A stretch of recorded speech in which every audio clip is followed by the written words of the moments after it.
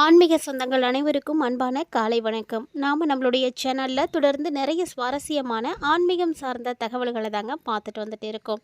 அந்த வரிசையில் இந்த பதிவில் வரக்கூடிய பிப்ரவரி 17ஆம் தேதி அன்னைக்கு உருவாகக்கூடிய அற்புதமான சூரிய கிரகணத்தினுடைய சிறப்புகளை பற்றியும், இந்த கிரகணத்திற்கு பிறகு ஏற்படக்கூடிய மாற்றங்களால் துளாராசினியர்களுடைய வாழ்க்கையில் நிகழக்கூடிய மாற்றங்களை பற்றியும் தான் தெளிவாக பார்க்க போகிறோம். பொதுவாக சூரிய கிரகணம் அப்படிங்கிறது மத கண்ணோட்டத்தின்படி பார்த்தோம் அப்படின்னா இந்த கிரக நிகழ்வு ரொம்ப முக்கியமானது அப்படின்னு சொல்லுவாங்க. அதே அறிவியலுடைய பார்வையில் பார்க்கும்போது கிரகண நிகழ்வு அப்படிங்கிறது எப்போதும் போல வானத்தில் ஏற்படக்கூடிய ஒரு இயற்கையான நிகழ்வாக மட்டுமே கருதப்படுது. சூரிய கிரகணம் அப்படிங்கிறது சூரியனுக்கும் பூமிக்கும் இடையே சந்திரன் செல்லும் பொழுது தான் இந்த கிரகணமே ஏற்படுது. இந்த கிரகணம் பார்த்திங்கன்னா ஒரு வளைய சூரிய கிரகணமாக இந்த ஆண்டு ஏற்பட போகுது. இந்த கிரகணத்தில் சூரியன் பார்த்திங்கன்னா மையப்பகுதியில் மட்டும்தான் ஒரு நிழல் பகுதியில் வரக்கூடிய வகையில் சந்திரன் சூரியனை மறைக்கும். ஸோ இந்த சூழ்நிலையில் சூரியன் ஒரு வளையம் போல் காட்சி கொடுக்கும். இது ரிங் ஆஃப் ஃபயர் அப்படின்னு சொல்லுவாங்க. இந்த ஒரு கிரகணமானது பார்த்திங்கன்னா பஞ்சாங்கத்தின்படி பார்க்கும் பொழுது சூத காலம் அப்படிங்கிறது கிரகணத்திற்கு 9 மணி நேரத்திற்கு முன்னாடி ஆரம்பமாகும்.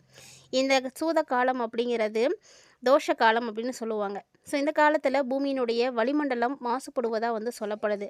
அதனால தான் இந்த மாசுபாட்டால் நமக்கு தீங்குகளானது ஏற்படும். அந்த ஒரு வகை காரணத்துக்காக தான் எச்சரிக்கையாக இருக்கணும் அப்படின்னு சொல்லுவாங்க. ஸோ ஜோதிட வரிசையில் பார்க்கும் பொழுது இந்த நேரத்தில் சுபகாரியங்களாக இருக்கட்டும் எதுவும் செய்யக்கூடாது அப்படின்னு சொல்கிறது உண்டு. அது மட்டும் இல்லாமல் அதனால தான் கோவிலுடைய கதவுகள் கூட இந்த சூத காலத்துக்கு அப்புறமா மூடிடுவாங்க. பெரும்பாலும் பார்த்திங்கன்னா இந்த ஆண்டு நிகழக்கூடிய கிரகணம் உங்களுக்கு ரொம்ப அற்புதமான கிரகணமாகவும் காட்சி கொடுக்கும். ஏன்னா அமாவாசையோடு இணைந்து வரக்கூடிய கிரகண காலங்களில் ஒரு சில விஷயங்களை செய்யணும், ஒரு சில விஷயங்களை செய்யக்கூடாது. அமாவாசை அப்படின்றது எப்படி முன்னோர்களை வழிபாடு செய்கிறோமோ அதே போல் இந்த கிரகணம் அப்படிங்கிறது ரொம்பவே முக்கியமானது. 2026ஆம் ஆண்டில் முதல் கிரகணமாக இந்த சூரிய கிரகணம் ஏற்படுதுங்க. வரக்கூடிய பிப்ரவரி 17ஆம் தேதி அன்னைக்கு நடைபெறுது, செவ்வாய்க்கிழமை அன்னைக்கு. இந்த கிரகணம் தென்னாப்பிரிக்கா, தெற்கு அர்ஜென்டினா மற்றும் அண்டார்டிகாவில் தெரியும். இந்த கிரகணம் இந்தியாவில் தெரியறதுக்கான வாய்ப்புகள் கண்டிப்பாக கிடையவே கிடையாது. ஸோ ஆபத்து அப்படின்னு எதுவுமே நமக்கும் இல்லை. பொதுவாக சூரிய கிரகணம் ஏற்படுது அப்படின்னா அதை தொடர்ந்து சந்திர கிரகணம் கண்டிப்பாக இருக்கும். ஸோ முதல் சந்திர கிரகணம் பார்த்திங்கன்னா சூரிய கிரகணம் நிகழ்ந்த 17 நாட்களுக்கு பிறகு இந்த ஆண்டினுடைய முதல் சந்திர கிரகணம் மார்ச் மாதம் 3ஆம் தேதி அன்னைக்கு ஏற்பட போகுது. ஸோ இந்த கிரகணம் இந்தியாவில் முழுமையாக தெரியும். இது நாம் நேரடியாக பார்க்கக்கூடிய ஒரு கிரகணம் தான். ஸோ இந்த சந்திர கிரகணத்தை தோராயமாக பார்த்திங்கன்னா 58 நிமிடங்கள் இருக்கும். இந்த நேரத்தில் சந்திரன் சிவப்பு நிறத்தில் காட்சி கொடுப்பார். இது இரத்த நிலவு அப்படின்னு சொல்லுவாங்க. வானியல் படி பார்க்கும் பொழுது 2029க்கு முந்தைய கடைசி முழு சந்திர கிரகணமாக இதுதான் இருக்க போகுதுங்க. ஸோ இந்த கிரகணத்திற்கான சூத காலம் இந்தியாவில் செல்லுபடியாகும் அப்படின்றதுனால கொஞ்சம் எச்சரிக்கையாகவும் நம்ம இருந்துக்கணும். கிரகணம் அப்படிங்கிறது அறிவியலில் மட்டும் கிடையாது, ஆன்மீகத்திலையும் ரொம்ப ரொம்ப முக்கியமானது. சூரிய கிரகணம், சந்திர கிரகணம் அப்படிங்கிறது வருடத்துக்கு 4 முறை இல்லைன்னா 5 முறை ஏற்படும். கிரகணம் நிகழக்கூடிய சமயத்தில் எல்லா கோவில்களுடைய நடையும் சாத்தி வச்சுருப்பாங்க. கிரகண காலம் அப்படிங்கிறது எதிர்மறை ஆற்றல்கள் அதிகரிக்கக்கூடிய ஒரு காலகட்டம். ஸோ இந்த நாளில் பார்த்திங்கன்னா மந்திர ஜபம் செய்கிறது ரொம்ப சிறப்பாக இருக்கும். அதே போல் கிரகணத்தின் பொழுது என்ன செய்யணும் செய்யக்கூடாது அப்படிங்கிறத கண்டிப்பாக நம்ம ஃபாலோ பண்ணணும். இதுதான் சாஸ்திரங்கள் சொல்லக்கூடிய விதிமுறைகள். இதை நம்ம முறையாக பின்பற்றதுனால ஜோதிட ரீதியாகவும் சரி, ஆன்மீக ரீதியாகவும் சரி, உடல் ரீதியாகவும் சரி நமக்கு ஏற்படக்கூடிய பாதிப்புகளில் இருந்து நம்ம காத்துக்க முடியும். இந்த ஆண்டு நிகழக்கூடிய கிரகணம் எப்போ ஏற்படுது அப்படின்றத முன்னாடியே நீங்கள் பார்த்துருப்பீங்கன்னு நினைக்கிறேன். ஸோ கிரகணம் அப்படின்றது ஏற்படக்கூடிய இந்த காலகட்டங்களில் ஒரு சில முக்கியமான விஷயங்களை நீங்கள் சரியாக ஃபாலோ பண்ணிக்கோங்க. ஸோ கிரகண காலங்களில் என்ன செய்யணும் செய்யக்கூடாது அப்படிங்கிறத பற்றி ஆல்ரெடி நம்மளுடைய சேனல் நிறைய போஸ்ட் இருக்குது. ஸோ பார்த்து தெரிஞ்சுக்கோங்க. பொதுவாக சூரிய கிரகணம் நடைபெறும் பொழுது சூரிய ஒளி சந்திரனால் பகுதியாகவோ அல்லது முழுமையாகவோ மறைக்கப்படும். பகல் நேரத்திலோ மாலை நேரத்திலோ போல வெளிச்சமானது குறைந்து இருக்கும். ஸோ இருந்தாலுமே கூட இந்த நேரத்தில் வெளிவரக்கூடிய ஒளி கண்களுக்கு தீங்கு கொடுக்கும். அப்படின்றதுனால தான் அதுக்கான உபகரணங்களை பயன்படுத்தி சூரிய கிரகணத்தை பார்க்கணும். நேரடியாக சூரிய கிரகணத்தை பார்க்கக்கூடாது அப்படின்னு சொல்லுவாங்க. அதே போல் தேவையில்லாமல் வெளியே போகிறதையும் அந்த நேரங்களில் தவிர்க்கணும் அப்படிங்கிறது ரொம்ப முக்கியமானது. அதே போல் ஒரு சில முக்கியமான விஷயங்களையும் இந்த நாளில் செய்யாமல் இருக்கலாம். என்னதான் உங்களுக்கு நிறைய நன்மைகள் நடந்தாலுமே கூட கிரகண காலம் அப்படிங்கிறது கொஞ்சம் பார்த்து இருக்க வேண்டிய நேரம் தாங்க. குறிப்பாக கர்ப்பிணிகள் எல்லாம் வெளியில் வரக்கூடாது, கூர்மையான ஆயுதங்களை பயன்படுத்தக்கூடாது அப்படின்னு நிறைய விதிமுறைகள் இருக்குது. ஸோ அந்த காலகட்டங்களில் நம்மளுடைய முன்னோர்கள் செய்துட்டு வந்துட்டு எந்த ஒரு விஷயமா இருந்தாலுமே எல்லாமே காரண காரியங்களோட மட்டுமே செய்துட்டு இருந்தாங்க. அதனால் அதை நம்ம இந்த காலகட்டங்களையும் முறைப்படி வந்து பின்பற்றணும் அப்படின்னா நமக்கும் எந்த விதமான பாதிப்புகளும் ஏற்படாமல் இருக்கும். ஸோ இந்த ஆண்டினுடைய சூரிய கிரகணத்தை பற்றி நிறைய விஷயங்களை பார்த்துருப்பீங்கன்னு நினைக்கிறேன். இப்போ வாங்க துளாராசி நேயர்களுக்கு என்ன மாதிரியான மாற்றங்களானது ஏற்பட போகுது இந்த கிரகணத்திற்கு பிறகு அப்படின்றத தொடர்ந்து பார்த்து தெரிஞ்சுக்கலாம். வீடியோக்குள்ளே போகிறதுக்கு முன்னாடி நீங்கள் இன்னும் நம்ம சேனலை சப்ஸ்கிரைப் பண்ணாமல் இருக்கீங்க அப்படின்னா மறக்காமல் சேனலை சப்ஸ்கிரைப் பண்ணிக்கோங்க. கூடவே பக்கத்தில் இருக்கிற பெல் சிம்பிளையும் கிளிக் பண்ணிக்கோங்க. அப்போ தான் நாங்கள் போடக்கூடிய வீடியோக்கள் எல்லாமே உங்களுக்கு நோட்டிஃபிகேஷனை உடனுக்குடன் வந்தடையும். நீங்களும் பார்த்து பயன்பெறலாம். வாங்க வீடியோக்குள்ளே போகலாம். 2026 பிப்ரவரி மாதம் வரக்கூடிய சூரிய கிரகணம், அதாவது அமாவாசைக்கு பிறகு பார்த்தீங்கன்னா துளாராசி நேயர்களுக்கு தொழில், குடும்பம் இது எல்லாத்துலேயுமே ஒரு சீரான வளர்ச்சிகளானது இருக்கும். என்னதான் இந்த விஷயங்கள் உங்களுக்கு சீரான வளர்ச்சிகள் இருந்தாலுமே கூட பண விஷயம் அப்படிங்கும் பொழுது கண்டிப்பாக கவனமாக இருக்கணும். அதே போல் ஆரோக்கியத்திலையும் கூடுதல் கவனம் எடுத்துக்கணும். காதல் வாழ்க்கையை பொறுத்த வரைக்கும் இந்த காலகட்டங்களில் உங்களுக்கு நிறைய மகிழ்ச்சிகளானது கிடைக்கும். அதே சமயம் ஆரோக்கியத்தில் நிறைய உபாதைகள் ஏற்படும். குறிப்பாக வயிறு தொடர்பான உபாதைகள் அதிகமாக வரும். அதனால் உணவு கட்டுப்பாடு அப்படிங்கிறது ரொம்ப முக்கியமானது.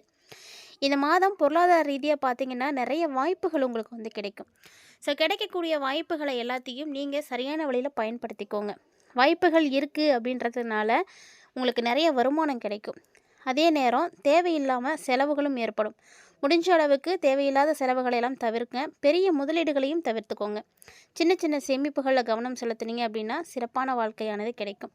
அதே போல் தொழில் வாழ்க்கை அப்படிங்கும் பொழுது பணியிடத்தில் வேலை செய்யக்கூடிய இடங்களில் எல்லாத்தையுமே கரெக்டாக பிளான் பண்ணி செஞ்சீங்க அப்படின்னா நீங்கள் செய்யக்கூடிய நேரத்தில் கண்டிப்பாக செய்து முடிக்கலாம். இல்லை அப்படின்னா கொஞ்சம் வந்து காலதாமதங்களாக ஏற்படும். ஸோ கெரியரை பொறுத்த வரைக்கும் உங்களுடைய வேலைப்பாடுகளில் கூட்டு முயற்சி அப்படிங்கிறது நல்ல பலனை கொடுக்கும்.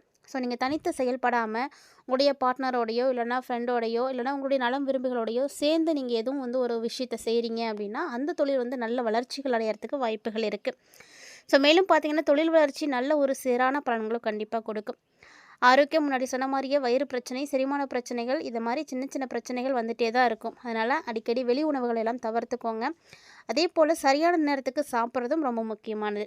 அப்படி நம்ம சரியான நேரத்துக்கு சாப்பிட்லனாலும் நமக்கு வயிறு தொடர்பான பிரச்சனைகளானது ஏற்படும். உணவு விஷயங்களால் ரொம்பவே கவனம் வந்து எடுத்துக்கோங்க. காதல், குடும்பம் இது எல்லாமே பார்த்திங்கன்னா உங்களுக்கு ரொம்ப சிறப்பாக இருக்குது. முக்கியமாக இந்த பிப்ரவரியில் உங்களுடைய குடும்ப உறுப்பினர்களோட நல்ல இணக்கமான சூழ்நிலைகளில் நீங்கள் வந்து இருந்துக்கலாம்.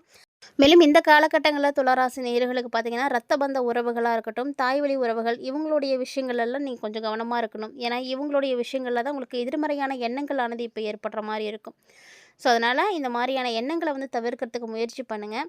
முடிஞ்ச அளவுக்கு எது நடந்தாலுமே கூட உங்களுக்கு வந்து பாசிட்டிவாக இருக்கிற மாதிரி ஒரு சில விஷயங்களை செய்துக்கோங்க, எடுத்துக்கோங்க. எது நடந்தாலுமே பாசிட்டிவான அமைப்புக்குள்ளே நீங்கள் போனீங்கன்னாவே உங்களுக்கு ரொம்ப நல்லதாக இருக்கும். அதே மாதிரி இந்த காலகட்டங்களில் கோபப்படக்கூடாது. வார்த்தைகளில் வந்து ரொம்ப கவனமாக இருக்கணும். மற்றவங்களுடைய குடும்ப விஷயங்களில் நீங்கள் முடிஞ்ச அளவுக்கு தலையிடாதீங்க, தவிர்த்துக்கோங்க. நீங்கள் உங்களுடைய வேலைகளை மட்டும் பாருங்கள். ஏன்னா மற்றவங்களுடைய குடும்ப விஷயங்களில் உங்களுடைய தலையீடு இல்லாமல் இருக்கிறது தான் இப்போதைக்கு வந்து ரொம்ப நல்லது. தொழில், உத்தியோகம், வியாபாரம், படிப்பு இப்படி எல்லா சம்மந்தப்பட்ட விஷயங்களிலுமே உங்களுக்கு நல்ல அனுகூலங்களானது ஏற்படும். இழுபறியாக என்னென்ன விஷயங்கள் இருந்துச்சோ அது எல்லாமே படிப்படியாக இப்போ மாற ஆரம்பிக்கும். புதுசாக வாகனங்களை வாங்குறதுக்கான யோக அமைப்புகள்லாம் கூட இருக்குது. இந்த காலகட்டங்களில் பழைய வாகனங்கள் இருக்குதுன்னா அதை நீங்கள் சேல்ஸ் பண்ணிவிட்டு புதுசாக கூட வாங்கிக்கலாம். அதுக்கான வாய்ப்பும் உங்களுக்கு வரும். பிள்ளைங்க விஷயம் அப்படிங்கிறது ரொம்ப கவனமாக இருக்க வேண்டிய விஷயம். ஸோ இந்த காலகட்டங்களில் அவங்களுக்காக நீங்கள் ஒரு சில விஷயங்கள் செய்கிற மாதிரி இருக்குன்னா கவனமாக இருங்க. வாக்குவாதத்தை முடிஞ்ச அளவுக்கு இந்த மாதத்தை தவிர்க்க பாருங்கள். ஏன்னா சின்ன சின்ன வாக்குவாதங்கள் ஏற்பட்டாலுமே கூட அதை அப்பயே வந்து சரி பண்ணிக்கிறது தான் நல்லது. சின்ன வாக்குவாதங்கள் தான் பெரிய பிரச்சனைகளுக்கு வழிவகுக்கும். ஸோ தேவையில்லாதெல்லாம் யோசித்து உங்களுடைய குடும்பத்தாரோட வாக்குவாதங்களில் ஈடுபடாமல், சண்டை போடாமல் அதை எல்லாத்தையுமே வந்து விட்டுட்டு உங்களுடைய வேலைகளில் மட்டும் பாருங்கள். செவ்வாய் மகர ராசியில் உச்சம் பெற்று இருக்கக்கூடிய ஒரு காலகட்டம் இந்த நேரம் அப்படிங்கிறதுனால கண்டிப்பாக நீங்கள் வார்த்தைகளில் கவனமாக இருக்கணும். ஸோ யார்கிட்ட என்ன பேசுகிறோம் அப்படிங்கிறத யோசித்து பேசணும். தேவையில்லாமல் நீங்கள் ஒரு கற்பனையில் பேசுனீங்க அப்படின்னா அது வேறு மாதிரியான விபரீதத்தை கொண்டு வந்துடும். தேவையில்லாத பிரச்சனைகளை சிக்கிக்கிறதுக்கான வாய்ப்புகள்லாம் இருக்குது. பார்த்து கவனமாக இருங்க. மேலும் இந்த காலகட்டங்களில் உங்களை மட்டும் இல்லை, உங்களை சுற்றி இருக்கக்கூடிய மனிதர்களையும் எப்போதுமே வந்து பாசிட்டிவாக இருக்கிறவங்கள பார்த்து வச்சுக்கோங்க. அதுதான் உங்களுக்கு நல்லது. நெகட்டிவ் அமைப்புக்குள்ளே முடிஞ்ச அளவுக்கு நீங்கள் போகாமலே இருங்க. எந்த ஒரு காரியமாக இருந்தாலும் அதை வந்து நல்ல விதமாகவே வந்து பார்க்க பாருங்கள். என்னென்ன விஷயங்கள் உங்களுக்கு தடைப்பட்டு வந்ததோ அந்த காரியங்களில் இருந்து எல்லாமே இப்போ வந்து நல்ல ஒரு மாற்றம் கிடைக்கும், யோகங்கள் கிடைக்கும். ஸோ அடுத்தடுத்து நிகழக்கூடிய விஷயங்கள் பார்த்திங்கன்னா உங்களுக்கு நிறைய நல்ல விஷயங்களானது நடக்கும். சின்ன சின்ன பிரச்சனைகள் அப்படின்றது இருந்தாலுமே கூட இதையெல்லாம் தாண்டி நீங்கள் சிறப்பான முன்னேற்றத்துக்கு வரதுக்கான வாய்ப்புகள் இருக்குது. தொழில், வியாபாரம் இது மாதிரி எல்லா விஷயங்களுமே உங்களுக்கு நல்ல முன்னேற்றங்களை தான் கொடுக்கும். அதே மாதிரி பொருளாதார ரீதியாக பார்க்கும் பொழுதும் நல்ல முன்னேற்றங்கள் இருக்கும். தொடர்ந்து உங்களுக்கு நிறைய நல்ல விஷயங்கள் நடக்கிறதுக்கு இந்த காலகட்டங்களில் துலாம் ராசி நேயர்களே நீங்கள் செய்யக்கூடிய எளிமையான பரிகாரம் என்ன அப்படின்றதையும் தொடர்ந்து பார்த்து செய்யுங்க. அந்த பரிகாரம் உங்களுக்கு கண்டிப்பாக இந்த காலகட்டங்களில் நிறைய வகைகள் உங்களுக்கு கை கொடுக்கும். ஸோ துளாராசி நேர்களை பொறுத்த வரைக்கும் பொதுவாகவே வெள்ளிக்கிழமைகளில் மகாலட்சுமி வழிபாடு செய்கிறது உங்களுக்கு சிறப்பான ஒரு பலன் கொடுக்கும். நீங்கள் மகாலட்சுமி வழிபாடு செய்ய செய்ய உங்களுடைய பண தேவைகளானது பூர்த்தியாகும். அதே மாதிரி துர்க்கை வழிபாடு செய்யுங்க. துர்க்கைக்குரிய மந்திரம், துர்க்கை கவசம் இதெல்லாம் நீங்கள் கேளுங்க, படிங்க. இதுவும் உங்களுக்கு நிறைய மாற்றங்களை ஏற்படுத்தி கொடுக்கும். இந்த மாதிரியான எளிமையான பரிகாரங்களையும் நீங்கள் செய்கிறதுனால நிறைய மாற்றங்களை நீங்கள் சந்திக்கலாம். இந்த பதிவில் நிறைய தகவல்களை துளாராசினியர்களாகிய நீங்கள் தெளிவாக பார்த்து தெரிஞ்சுட்டு இருந்திருப்பீங்கன்னு நினைக்கிறேன். கட்டாயமாக இந்த பதிவு உங்களுக்கு பிடிச்சிருந்துருக்குன்னு நினைக்கிறேன். ஒருவேளை இந்த பதிவில் பார்த்த தகவல்களானது உங்களுக்கு பிடிச்சிருந்தது அப்படின்னா மறக்காம வீடியோக்கு ஒரு லைக் பண்ணுங்கள். இந்த தகவல்களை உங்களுடைய நண்பர்கள் மற்றும் உறவினர்கள் மத்தியிலையும் ஷேர் பண்ணி விடுங்க. அவர்களும் பார்த்து பயன்பெறட்டும். கூடவே ஆன்மீக ரீதியாக கொடுக்கப்பட்டிருக்கக்கூடிய எளிமையான பரிகாரத்தையும் மிஸ் பண்ணாமல் செய்யுங்க. இந்த பரிகாரம் உங்களுக்கு நிறைய வகைகளில் பயனளிக்கும். இந்த பதிவில் நீங்கள் பார்த்த தகவல்கள் மட்டும் இல்லாமல் இது மாதிரி நிறைய இன்ட்ரெஸ்டிங்கான தகவல்களானது நம்ம சேனலில் தொடர்ந்து அப்டேட் பண்ணிகிட்டே இருக்கும். அதையும் நீங்கள் தொடர்ந்து பார்க்குறதுக்கு மறக்காமல் சேனலோடு இணைந்திருங்க. ஜோதிட ரீதியாக கொடுக்கப்படக்கூடிய எளிமையான பரிகாரங்களை செய்து நல்ல பயன் பெற்றுக்கோங்க. இந்த பதிவில் பார்த்த தகவல்களை போல் இன்னும் நிறைய இன்ட்ரெஸ்டிங்கான தகவல்களோட மற்றும் ஒரு தலைப்பில் சந்திக்க